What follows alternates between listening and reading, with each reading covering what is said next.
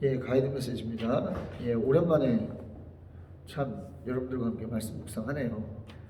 우리가 수련회도 갔다 오고 또 여러 가지로 예, 몸을 좀 추스리고 이러다 보니까 꽤 오랜만에 거의 일주일 넘게 만에 지금 만나는 것 같은데, 그만큼 말씀의 깊이가 더 우리 가운데 분명하게 주어지게 되리라고 하는 그러한 기대가 좀 있습니다. 자, 말씀으로 들어가서 이런 부분들을 좀 함께 살펴보도록 하죠.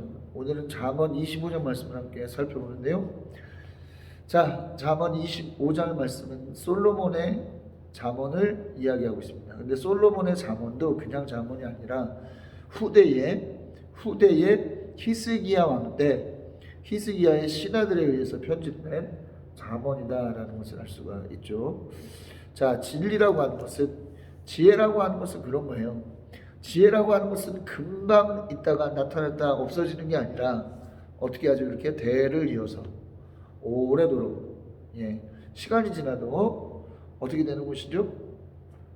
진리로 인정받는, 지혜로 인정받는 것이 바로 우리가 얻어야 하는 진정한 지혜이고 진리입니다. 세상의 소리들은 어떻게 되죠? 세상의 소리들, 세상의 논리와 세상의 이야기들은 시간이 지나면 10년만 지나도 옛날 것이 되고 10년만 지나도, 그죠? 이 시대에는 적용하기 어려운 그런 부분들이 될 수밖에 없지만, 지혜는 이렇게 대를 이어서도 우리 가운데 좋은, 우리 가운데 따라갈 만한 그런 의미를 준다는 것을 기억하셔서 우리가 더욱더 지혜에 귀를 기울이는 그런 사람들이 될 수 있게 되시길 바라겠습니다. 자, 첫 번째 단락입니다. 첫 번째 단락 1에서 7절입니다. 1에서 7절. 자신을 위한 지혜입니다. 자신을 위한 지혜. 자, 본 단락에서 솔로몬은 자신에게 중요한 지혜들, 그러한 부분들을 좀 이야기하고 있습니다. 자, 구체적으로 어떤 부분이냐? 먼저 1에서 3절을 좀 한번 살펴보면 이런 이야기를 하고 있죠. 2절에서 보면 이를 숨기면 하나님께 영광이고 이를 밝히 드러내면, 3절에서 뭡니까? 왕이 영광을 받는다라고 이야기합니다. 그러니까 2절이죠. 2절. 이를 숨기는 것은 하나님의 영광, 이를 밝히 드러내는 것은 왕의 영광이라고 이야기하고 있는 겁니다. 그렇다면 이를 숨긴다는 건 어떤 의미입니까? 이를 숨긴다는 것은 뭐예요? 이것은 뭐냐면 자신의 공적을 말하는 것입니다. 자신의 한 일, 자신의 공적을 숨기면 하나님께서 영광을 받으시고, 자, 이 공적을 밝히 드러내면 왕이 영광을 받는다는 것이죠. 자, 여기서 중요한 포인트가 있어요. 하나님께 영광을 돌린다고 하는 것이 뭐다? 자신을 숨기고 하나님을 드러내는 것이 바로 하나님께 영광을 돌리는 것이다라는 것을 다시 한번 우리가 알 수 있게 되는 것이죠. 자, 3절은 왕의 마음. 왕의 마음은 헤아리기 어렵다. 그쵸? 마치 하늘이 높고 땅이 깊은 것처럼 왕의 마음도 헤아리기 어렵다라고 이야기하고 있는데요. 왕의 마음이란 뭐냐면 왕의 의도를 이야기합니다. 왕의 의도는 알기 어렵다는 거죠. 자신을 드러낼 것인가, 하나님을 드러낼 것인가, 이 왕의 의도는 알기 어렵다라는 것을 말하고 있는 것을 볼 수 있는데요. 자, 이 시대는 누가 왕입니까? 자기가 왕입니다. 자기가 왕. 자기가 왕이에요. 자기 마음을 자기도 몰라요. 이게 하나님을 드러내기 위한 것인지 아니면 나를 드러내기 위한 것인지 자신도 잘 모를 때가 있죠. 그러나 분명한 것은 모든 일 속에서 우리를 드러내려고 하면 그것은 하나님의 영광을 위한 일이 아닙니다. 그것은 자신의 영광을 위한 일이죠. 그러나 우리의 일을 드러내는 게 아니라, 그렇죠? 우리의 일을 자랑하고 우리의 일을 나타내는 것이 아니라 하나님께서 우리를 통해서 하신 일들, 하나님께서 우리를 통해서 나타내실 그런 은혜들을 드러내고 자랑한다면 그것이 바로 하나님께 영광 돌리는 일이라는 것을 여러분 기억하시기 바라겠습니다. 자, 다음 절로 가죠. 4에서 5절입니다. 4에서 5절인데, 자, 은에서 찌꺼기를 없애라. 그래야 은장색의 손에서 그릇이 되어 나온다 말하고 있죠. 자, 그리고 왕 앞에서는 악한 사람을 없애라. 그래야 왕위가 굳게 선다 말하고 있죠. 자, 은에서 찌꺼기를 없애야 그것이 쓸 수 있는 그릇, 또 아름다운 그릇으로 만들어질 수 있듯이, 자, 왕에게서 악한 사람을 없애야 왕의 공의, 왕이 왕다워질 수 있다는 것을 말하고 있는 거예요. 그렇죠. 성도도 마찬가지죠. 성도 안에 여러 가지 성도됨에 맞지 않는 그런 마음들을 빼내야 뭐가 될 수 있습니까? 진정한 의미에서의 성도가 될 수 있고요. 또 뭡니까? 우리의 관계 영역 안에서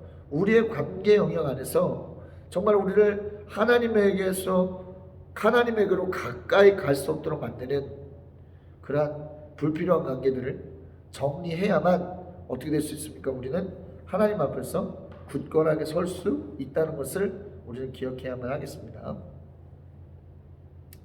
자, 이것은 다 뭘로 가능하죠? 말씀으로 가능한 것이다라는 것을 다시 한번 기억하시기 바라겠습니다. 자, 6에서 7절로 넘어가겠습니다. 6에서 7절.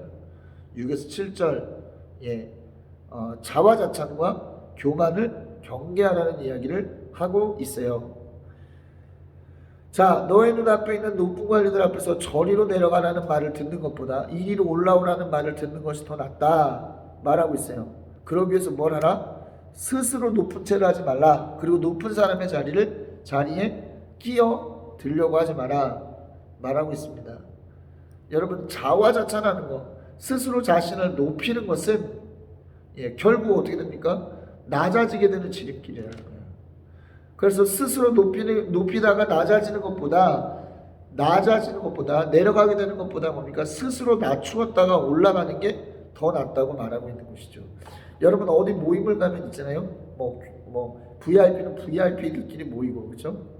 어떤 수준에 따라서, 그 중요도에 따라서 자리가 결정되는 것을 볼 수가 있죠. 그래서 어떻게 하려고 그래요? 중요한 사람들과 함께 어울리려고, 중요한 사람과 함께 먹으려고 노력을 합니다, 사람들은. 그런데 뭐예요? 그러한 노력들이 허사가 될 수 있다라는 것을 이야기하고 있는 것이죠.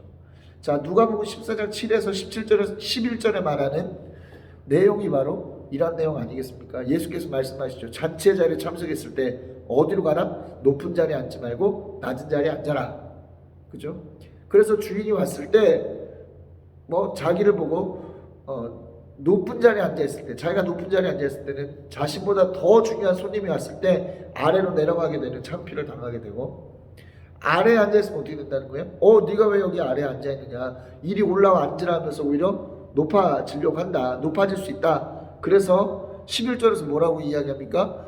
누가복음 14장 11절에서 누구든지 자기를 높이려면 낮아지고 낮추면 높아진다라는 것을 말씀하고 있는 것을 볼 수가 있습니다. 우리는 언제나 겸손하게 낮아지는 그런 사람들이 되어야만 합니다. 낮아지는 사람이 될 때 하나님께서 우리를 높여주시는 은혜를 경험하게 된다는 것을 여러분 기억하시기 바라겠습니다. 자, 다음 단락으로 가겠습니다. 8에서 22절까지의 이야기입니다. 8에서 22절, 이웃에 대한 지혜입니다. 이웃에 대한 지혜. 여러분, 본 단락에서는 이웃과의 관계에서 우리가 어떤 지혜를 발휘해야 되는가를 말씀하고 있습니다. 자, 첫 번째 살펴볼 것은 8에서 10절 말씀을 함께 살펴보겠습니다. 8에서 10절 말씀. 자, 이것은 이웃과의 소통을 이야기하고 있는데요. 이웃과의 소통. 이웃과의 소송을 이야기하고 있어요. 이웃과의 소송. 자, 이웃과의 소송 어떻게 하지 말라 그래요? 급하게 하지 마라고 이야기합니다. 훗날에 이웃에게 걸었던 소송에서 우리가 패소를 하게 되면 난감해지기 때문에 우리는 급하게 소송하지 말라고 이야기하고 있는 것이죠. 그에 대한 대가를 치르게 되기 때문이라고 이야기하고 있습니다. 자, 우리는 늘 작은 일을 큰 일을 만들게 되는 우에 빠지죠.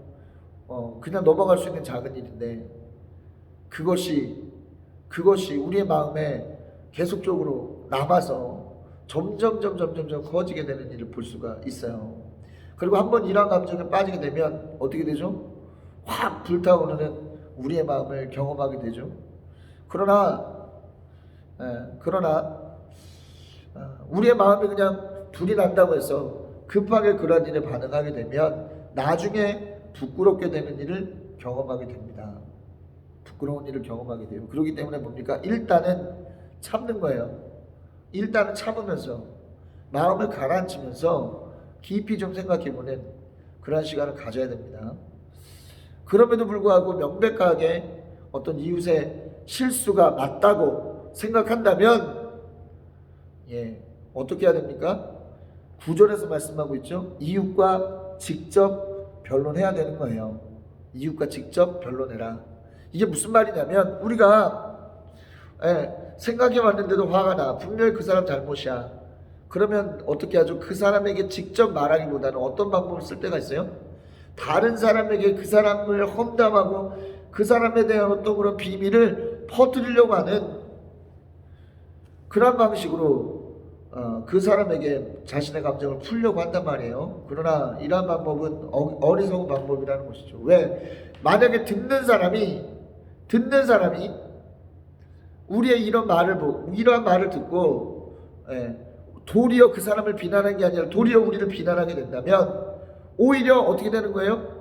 그 사람한테 내 마음을 풀고 그 사람한테 내가 복수하려고 했는데 도리어 어떻게 되는 거예요? 자신에게 그러한 어떤 나쁜 일들이 돌아오게 되기 때문에 그렇다는 거예요.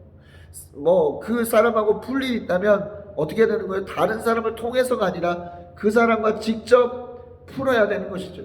그 사람을 직접 풀어야 되는 거예요. 근데 왜 우리가 이것을 못합니까? 그 사람과 직접 대면하는 것을 우리는 두려워하는 마음이 있기 때문에 그렇다는 것이죠. 그러나 잠깐의 두려움을 이기지 못해서 잘못된 방법으로 일을 풀려고 하는 것보다는 잠깐의 두려움을 이기고 하나님께서 바라시는 방법대로 일을 푸는 것이 더 낫다는 것을 여러분 기억하시기 바라겠습니다. 자, 중요한 것은 뭐냐면 고린도 6장 1에서 11절을 보면 성도는 세상 법정으로 가지 마라 이야기하고 있어요. 성도들 사이의 일은 교회에서 풀어라 말하고 있는 것이죠. 교회에서 일어나는 일도 요즘 너무 어떻게 해서 세상 법정에 호소하는 일들이 많아요. 그러한 행동들은 세상으로부터 교회가 판단받게 되는, 교회가 판단이 되고 하나님께서 하나님의 명예가 땅바닥에 떨어지는 그러한 일이 되겠죠. 우리의 문제는 우리가 푸는 그런 사람들이 되어야 됩니다. 성도들 간의 일도 마찬가지. 성도들 간에 문제가 있다면 세상 법정으로 가지 않도록 우리는 해야 됩니다. 어떻게 해야 된다? 교회 안에서 직접적인 어떤 그런 소통을 통해서 푸는 그러한 방법들을 계속적으로 훈련하는 저와 여러분들 되시길 바라요. 자, 11에서 13절 말씀을 함께 또 보겠습니다. 11에서 13절 말씀. 경우에 알맞는 말, 지혜로운 사람의 책망, 그리고 믿음직한 심부름꾼에 대해서 이야기하고 있습니다. 자, 경우에 알맞는 말은 뭐다? 은쟁반의 금사과 같다라고 이야기합니다. 이 뭐예요? 은쟁반의 금사과. 이거 사실은 이게 좀 잘 이렇게 연상이 안 되는 그러한 구조죠. 은쟁반의 금사과. 자, 이것은 그만큼 귀하다는 것을 말합니다. 경우에 알맞는 말을 하는 건 그만큼 귀하다는 것을 말해주고 있는 것이죠. 경우에 맞는 말 한마디가 관계를 팍 풀어주기도 하고, 경우에 맞는 말 한마디가 사람의 마음을 팍 시원하게 하고, 그렇죠? 그만큼 경우에 맞는 말에 대한 부분들, 이것은 뭐예요? 말의 지혜죠. 말의 지혜를 소유하는 우리가 되어야 된다는 것을 다시 한번 말하고 있고요. 지혜로운 사람의 책망을 금귀걸이와 순금 목걸이, 이것도 귀하다는 것을 말하는 것인데, 근데 중요한 것은 여기 전제가 있어요. 지혜로운 사람의 책망을 어떻게 할 때? 들을 줄 알 때. 들을 줄 알 때 그것이 우리에게 귀한 것으로 나타날 수 있다라고 하는 것을 말하고 있는 것이죠. 지혜로운 사람의 책망을 듣지 않으면 어떻게 되는 거예요? 의미가 없는 거예요. 그걸로 끝나고 마는 겁니다. 그러나 우리가 지혜로운 사람의 책망을 듣고 우리의 삶을 돌아보고 우리가 이런 부분들을 어떻게 해요? 고쳐나갈 때 그것은 우리의 인생에 너무 귀한, 너무나도 귀한 그러한 것들이 될 수 있다는 것을 우리는 알아야만 하겠습니다. 자, 믿음직한 심부름꾼의 존재감, 이것은 뭐라고 그랬습니까? 무더운 추수 때 시원한 냉수다라는 것이죠. 여러분 생각해 보세요. 막 더워서 땀이 나고 막 죽겠는데 시원한 냉수를 들이키면 어떻습니까? 아주 뭐 그냥 온몸이 짜릿짜릿함을 느낄 정도로 해가를 느끼죠. 해가를 느끼죠. 예. 믿음직한 심부름꾼이 그렇다는 거예요. 믿음직한 심부름. 우리가 어찌할 바를 모를 때, 그렇죠? 우리를 돕는 사람이 있다면 어떻게 되는 것이죠? 우리의 어떤 그런 어려움과 답답함이 한 번에 빵 뚫리는 그러한 것들을 경험하게 되죠. 그만큼 사람이 귀하다라는 것을 다시 한번 말하고 있는 것이고요. 그런데 중요한 것은 뭐냐면 우리가 하나님 앞에 이러한 심부름꾼이 되어야 된다는 것이죠. 우리가 하나님 앞에 믿음직한 심부름꾼이 되어야 된다는 거예요. 그래야 하나님께서 우리를 통해서 어떻게 됩니까? 마음이 시원해지는 것을 경험하게 된다라는 것을 알아야만 합니다. 믿음직한 심부름꾼, 어떨 때 심부름꾼이 믿음직하겠어요? 바라는 것을 온전히 이룰 때, 그렇죠? 우리가 바라는 것을 온전히 이루고 또 우리가 기대했던 것 이상으로 모든 것들을 잘 해낼 때 믿음직한 심부름꾼이라고 할 수 있겠죠. 마찬가지. 예. 하나님 앞에 날마다 불순종하는 사람은 결코 하나님 앞에 믿음직한 심부름꾼이 될 수 없어요. 또 하나님께서 맡기신 것들을 온전히 감당하지 못한다면 그것은 믿음직한 심부름꾼이라 할 수 없겠죠. 우리는 하나님 앞에 이렇게 믿음직한 심부름꾼으로 서는 그런 사람들이 될 수 있기를 바라겠습니다. 자, 14절을 살펴봅니다. 14절. 선물을 한다고 거짓말로 자랑을 버티는 사람, 이 사람은 비를 내리지 못하는 구름과 같다 말하고 있어요. 자, 선물한다고 거짓 자랑하는 것은 공수표를 남발한다는 걸 말하는 거예요. 야, 네가 이렇게 하면은 내가 이렇게 해줄게.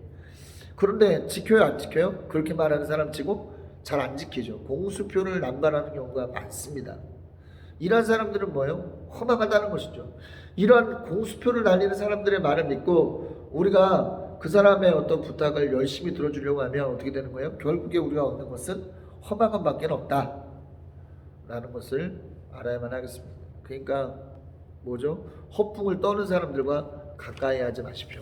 허풍을 떠는 사람들과 진실한 사람들과 함께하는 여러분들 되시기를 바라겠어요. 자, 15절.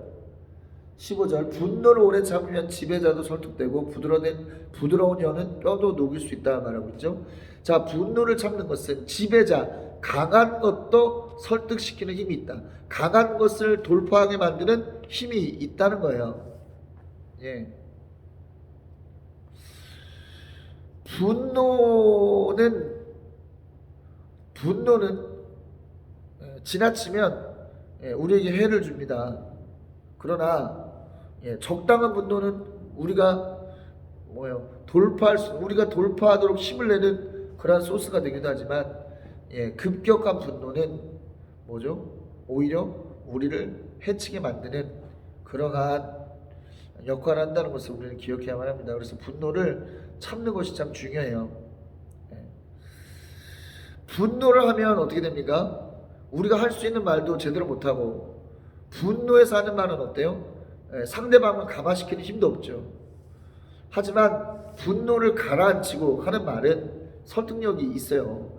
그래서 화가 막 내가 났을 때는 저도 살면서 배운 지혜입니다만 내가 막 너무너무 화가 났을 때는 말하려고 하면 안 돼요. 말을 하려고 하면 안 됩니다. 그럼 분명히 하지 않아야 될 말을 하게 되고 작게 다툴 일이 크게 다투는 그런 상황이 된단 말이죠. 그렇기 때문에 어떻게 된다? 분노를 참는 훈련을 해야 된다라는 것을 다시 한번 알 수가 있고요. 또 부드러운 혀는 뭡니까? 지혜로운 말은 뼈도 녹인다. 단단한 것을 약화시킨다라는 것을 말하고 있는 것이죠. 이것은 뭐예요? 온유함이 강한 것을 이기고 부드러움이 단단한 것을 꺾는다는 것을 말합니다.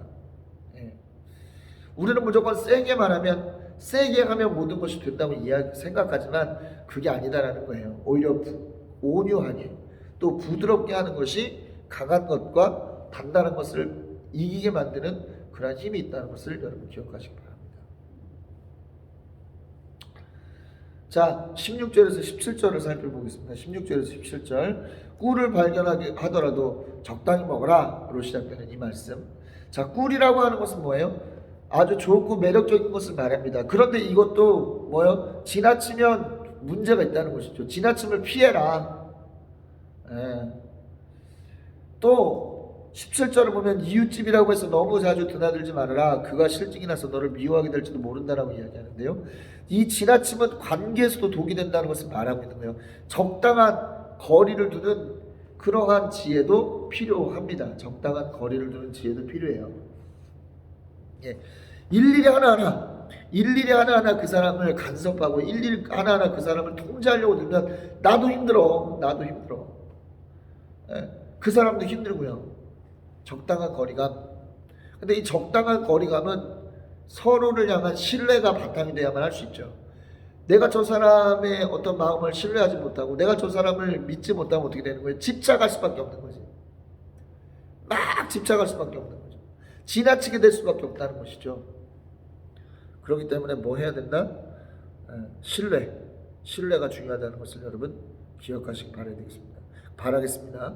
관계에서 중요한 것보다 신뢰다라는 것을 다시 한번 기억했으면 좋겠어요. 18절. 자, 거짓말로 이웃에게 불리한 증언하는 사람은 망치욕하리요 뾰족한 화살이다 이야기하고 있는데, 거짓 증언이 바로 이웃을 죽이는 무기가 될 수 있다는 것을 말하는 겁니다. 옛날에는 뭐예요? 둘 이상의 증인이 있으면 그 사람의 생명도 빼앗을 수 있어요. 생명도 빼앗을 수 있기 때문에 거짓 증언이 그만큼 치명적이다라는 것을 이야기하고 있고요. 자, 19절. 환난을 당할 때 진실하지 못한 사람을 믿는 것은 마치 썩은 이와 뼈가 부러진 나를 의지하는 것과 같다 말하고 있습니다. 이것은 뭡니까? 예, 배신의 고통을 이야기하고 있어요. 이게 배신으로 인한 환난을 이야기하고 있는 것이거든요. 배신의 고통을 이야기하고 있는 것입니다. 그래서 관계는 가려서 해라 라는 것을 다시 한번 이야기하고 있는 거예요. 진실하지 못한 사람과 관계하지 말라 이 말이죠.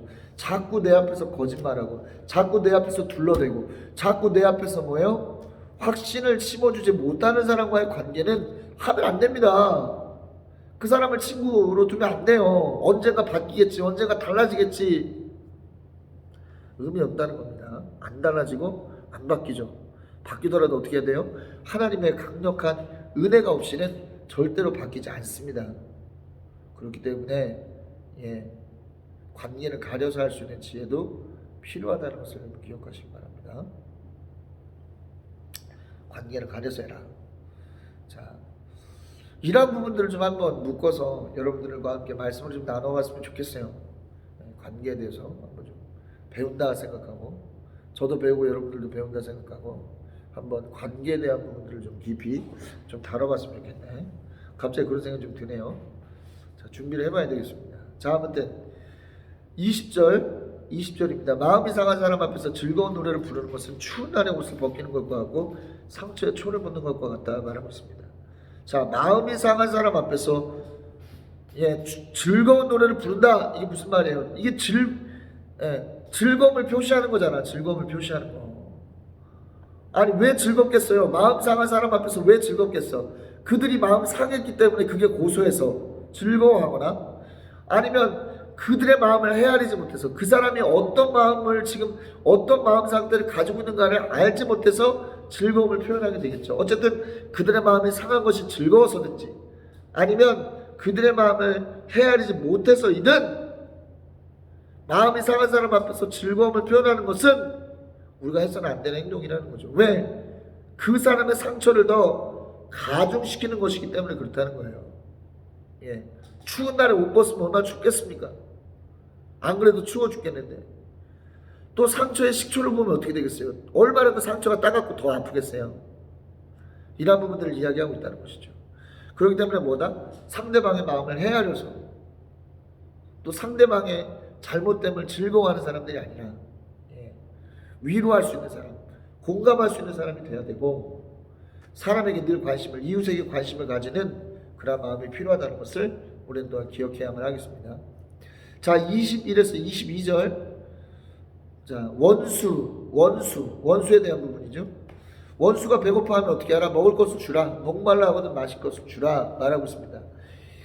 이 얼마나 할 수 없는 일이에요. 우리가 원수가 배고파하면 야 잘됐다, 결국 벌 받았구나 이렇게 생각하기 쉽고, 원수가 목마르면 잘됐다, 너 벌 받았구나, 내가 너 물 주나 봐라, 이런 마음 먹기 십상인데, 오히려 어떻게 하라? 원수가 배고파하면 밥을 주고 원수가 목말라면 어떻게 하라? 물을 주라는 거예요. 그런데 뭐다? 이러한 것을 해야 되는 이유가 뭐다? 그의 낯을 뜨겁게 하는 것이다. 예. 그리고 이것이 하나님께로부터 상받는 길이다라고 하는 것을 말하고 있는 것이죠. 자, 중요한 것은 여기서 낯을 뜨겁게 하다라고 하는 뜻인데요. 개역개정에 보면 머리에 숯불을 쌓아놓는 것이라고 말하는데 이것은 뭐냐면 애굽식 속죄의식을 말합니다. 애굽식 속죄의식을 말하는 거예요. 다시 말하면 우리가 그렇게 함으로써 그가 어떻게 되는 거예요? 자신의 잘못을 깨닫고 변화될 수 있는 계기를 삼을 수 있게 되기 때문에 우리는 그렇게 해야 되는 것이고, 그러한 모든 과정을 통해서 하나님께서 기뻐하시기 때문에 더욱더 이러한 일들을 해야 된다는 것을 우리는 기억해야만 한다는 것이죠. 바라기는 원수에게조차도 이러한 사랑을 베풀 수 있는 우리가 될 수 있기를 바라겠습니다. 자, 다음 단락이에요. 23에서 28절 23에서 28절 영향력입니다. 영향력. 자, 23에서 24절을 보면 혀의 영향력에 대해서 말하는 것을 볼 수가 있습니다. 헐뜯는 혀, 뭘 일으킨다? 분노를 일으킨다. 그렇죠?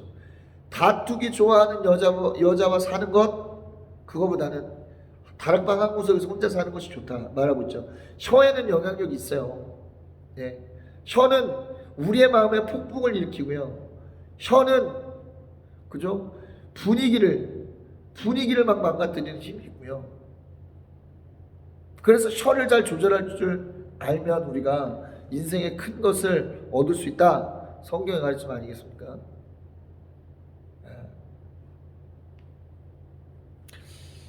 혀의 영향력을 우리는 인식해야 하겠어요. 그래서 혀를 잘 다스리는 사람들이 되어야 되겠습니다. 그것이 우리에게도 또 우리와 함께하는 이웃들에게도 가족들에게도 좋은 영향력을 끼칠 수 있음을 여러분 기억하시기 바라겠습니다. 자, 25절입니다. 25절. 먼 데서 오는 소식은 목이 타는 사람에게 주는 냉수와 같다 말하고 있는데요. 자, 해갈의 기쁨을 얻는다는 거예요. 해갈의 기쁨. 자, 여러분, 이 먼 데서 온 소식이라는 건 뭐겠습니까? 그가 기다리던 소식일 가능성이 크겠죠. 뭐 전쟁에 나간 가족에게서부터 온 소식이든지, 여행을 간 사람에게서 온 소식이든지, 아니면 멀리 간 가족, 뭐 시집을 갔거나 장가를 갔거나 뭐 어디 출타를 해서 멀리 간 가족에게 온 어떤 그런 소식일 가능성이 있겠죠. 이러한 소식은 뭐예요? 그 사람의 마음에 기쁨을 가져다 주죠. 여러분, 복음이 바로 그런 소식이라는 거예요. 복음이 바로 그런 소식. 복음은 갈급한 사람들에게 해갈의 기쁨을 주는 그런 소식입니다. 그렇기 때문에 우리는 뭐예요? 늘 이 복음의 소식을 많은 사람들의 귀에 전하는 그러한 삶을 살아야 된다는 것을 또한 우리는 기억해야만 하겠고요. 자, 26절 살펴봅니다. 자, 의인의 타락을 말합니다. 의인의 타락. 자, 의인이 악인 앞에 무릎 꿇는 것은 흐려진 샘물과 같고 오염된 우물물과 같다고 말하고 있는데요. 자, 의인의 타락은 결코 있어서는 안 되는 거예요. 의인은 언제나 요동하거나 흔들리면 안 됩니다. 왜? 하나님께서 지켜주시는, 의인은 하나님이 지켜주신다라고 하는 원칙이 무너지게 되기 때문입니다. 하나님의 말씀의 원칙이 무너지기 때문이에요. 예. 그러니까 의인은 죄로부터 우리를 지켜야 되고요. 의인은 세상의 여러 가지 말로부터, 세상의 여러 가지 가치관으로부터 우리를 지켜야만 합니다. 예. 우리를 지켜야만 해요. 그것이 바로 하나님의 말씀대로 살아가는 삶의 기본이라는 거죠. 그리고 이러한 삶을 살아갈 때 우리의 영향력이 세상에, 우리의 영향력이 아니라 우리의 삶을 통해서 하나님의 영향력이 세상에 드러나게 된다는 것을 여러분 기억하시기 바라겠습니다. 바라기는 요동하거나 흔들리지 않는 여러분들 되시기 바라고요. 27절을 보겠습니다. 27절. 꿀에 대한 이야기 다시 한번 하죠. 자, 여러분, 지나치면 폐에 대해서 다시 한번 말하고 있는데 영예에 대해서 말하고 있어요. 영예. 자, 영예를 지나치게 구하면 어떻게 돼요? 안 된다는 것이죠. 왜? 지나치게 구하면 교만하게 되기 때문에 그렇다는 것이죠. 그렇기 때문에 모든 것을 하나님께 영광을 돌리는 그런 사람들이 돼야 됩니다. 교만은 패망의 선봉이에요. 교만은 우리의 인생 전반에 영향을 끼칩니다. 하나님하고 관계뿐 아니라 우리 인생 전반에 영향을 끼쳐요. 그렇기 때문에 우리는 교만의 영향력을 어떻게 해야 된다? 다스릴 줄 알아야 한다는 것을 여러분 기억해야만 하고요. 28절, 자기의 기물을 자제하지 못하는 사람은 성이 무너져 성벽이 없는 것 같다고 이야기하고 있는데요. 절제의 중요성, 기분의 절제, 마음의 절제에 대한 중요성을 이야기하고 있습니다. 왜냐? 절제하지 못하면 적의 공격에 무방비로 노출되기 때문에, 그러니까 마귀에게 틈을 주게 된다는 거예요. 예, 틈은 반드시 막아야 됩니다. 왜요? 틈으로 마귀가 역사해서 우리를 넘어뜨리려 하기 때문에 그렇다는 것이죠. 예, 그렇게 하면 마귀의 영향이 우리 인생의 전반을 좌우하게 된다는 것을 기억하시기 바라고요. 바라기는 이렇게 절제하며 승리하는 여러분들 되시길 바라겠습니다. 자, 오늘은 솔로몬의 잠언에 대해서 또 살펴봤어요. 우리 개인에게, 또 개인에 대해서, 또 이웃과의 관계에 대해서, 그리고 우리 삶에 여러 가지 미치는 영향력에 대해서 우리가 살펴봤습니다. 바라기는 오늘의 이 말씀이 여러분들의 삶을 온전히 이끌어가는 은혜가 될 수 있기를 그리스도의 이름으로 강력히 축원합니다.